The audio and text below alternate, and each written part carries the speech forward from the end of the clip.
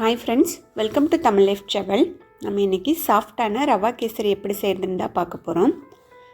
வாங்க எப்படி செய்கிறதுன்னு பார்க்கலாம். அதுக்கு முன்னாடி நம்ம சேனல் இது வரைக்கும் சப்ஸ்கிரைப் பண்ணாதவங்க சப்ஸ்கிரைப் பண்ணிவிடுங்க. வாங்க வீடியோக்குள்ளே போகலாம்.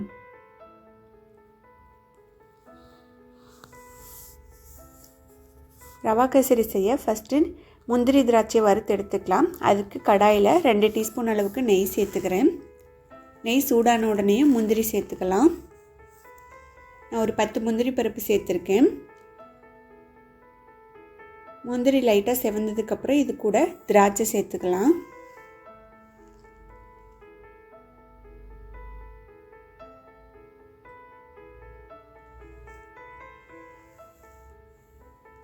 அடுப்பை சிம்மில் வச்சுக்கோங்க, இல்லைன்னா கருகிடும்.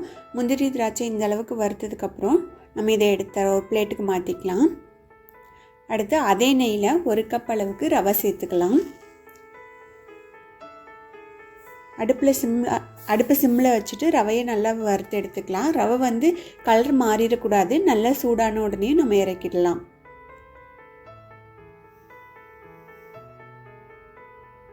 பாருங்கள், ரவை நல்லா வறுபட்டுருச்சு. இதை ஒரு பிளேட்டுக்கு மாற்றிக்கலாம். அடுத்து அதே கடாயில் நான் 3 கப் அளவுக்கு தண்ணி எடுத்திருக்கேன். எந்த கப்பில் ரவை எடுக்கிறோமோ அதே கப்பில் 3 கப் அளவுக்கு தண்ணி எடுத்துக்கிட்டால் சரியாக இருக்கும். தண்ணி சேர்த்து நல்லா கொதிக்க விட்டுக்கலாம். பாருங்கள், தண்ணி நல்லா கொதிச்சிருச்சு. ஃபஸ்ட்டு இதில் வறுத்த ரவையை நம்ம சேர்த்துக்கலாம்.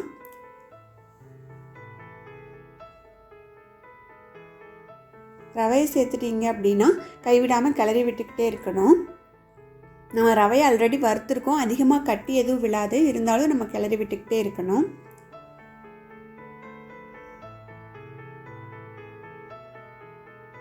பாருங்கள், ரவை நல்லா இஞ்சி வெந்து வந்துருச்சு.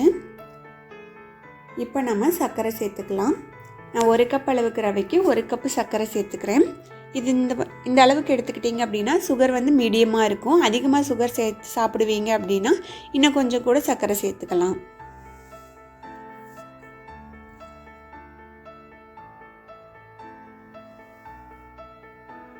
சர்க்கரை சேர்த்ததுக்கப்புறம் சர்க்கரை நல்லா இலகி வரும்.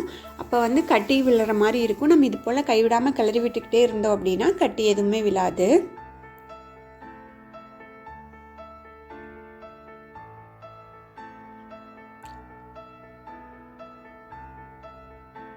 பாருங்கள், சர்க்கரை நல்லா கரைஞ்சி வந்துருச்சு.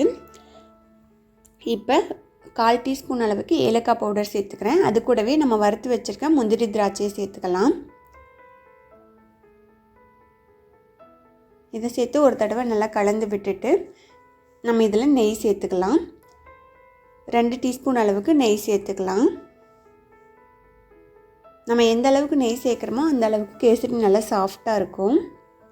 நெய் சேர்த்ததுக்கப்புறம் பார்த்திங்க அப்படின்னா கடாயில் கொஞ்சம் கூட ஒட்டாமல் வரும்.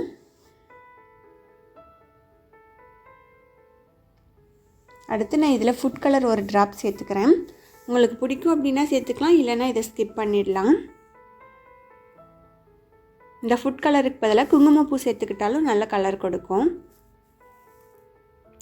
இது சேர்த்து இது போல் நல்லா கலந்து விட்டுக்கலாம். கடைசியாக 1 டீஸ்பூன் அளவுக்கு நெய் சேர்த்துட்டு நம்ம ஒரு தடவை மிக்ஸ் பண்ணி விட்டுட்டு இறக்கிடலாம்.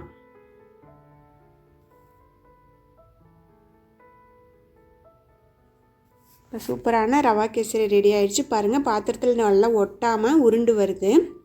இதை ஒரு கப்புக்கு மாற்றிக்கலாம்.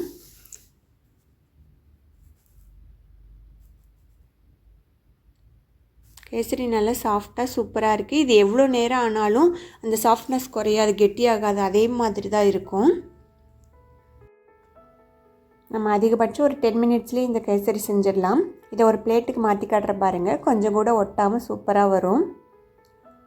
இதே போல் நீங்களும் செஞ்சு பார்த்துட்டு எப்படி இருக்குன்னு ஃபீட்பேக் சொல்லுங்கள். இந்த வீடியோ பிடிச்சிருந்துச்சுன்னா லைக் பண்ணுங்கள், ஷேர் பண்ணுங்கள். மறக்காமல் தமிழ் லைஃப் ட்ராவல் சேனலுக்கு சப்ஸ்கிரைப் பண்ணுங்கள். தேங்க்யூ.